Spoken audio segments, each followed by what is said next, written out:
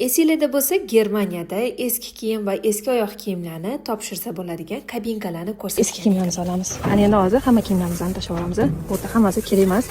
Kichkina bo'lib qolgan shoh kiyimlar hammasini bu yoqqa. Bugun bo'lsa sizlarga eski kiyimlarni shunchaki musor yashikligiga tashlamasdan uni pullash mumkinligini ko'rsatib o'taman. Xullas bugun eski kiyimlarimizni magaziniga olib keldik. Endi buni hozir topshirmoqchimiz. Gutschein olmoqchimiz xudo xolis. O'zi ham bozorchilik o'xshab 3 paket kiyim olib keldik hozir. Endi hozir ekan topshirib 10% chegirmani olamiz. O'zimizda mahallalarga kelib yuradigan eski kiyimlarni sotib oladiganlar bo'lishsa, Germaniyada xuddi shuni zamonaviy varianti mana shu quticha bo'ladi.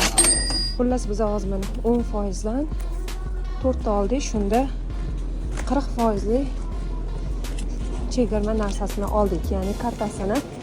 Endi bemalol saga kirib 10% gutschein bilan 4 marta покупкаga kirsam bo'ladi bemalol. Mana bitta narsa juda ham o'ylantiryapti. Nima uchun Germaniyadagi taniqli brendlar mana shunday eski kiyimlarni olib qolishadi? Bu haqida biladiganlar bormi? Kommentariyada o'z fikringizni qoldiring.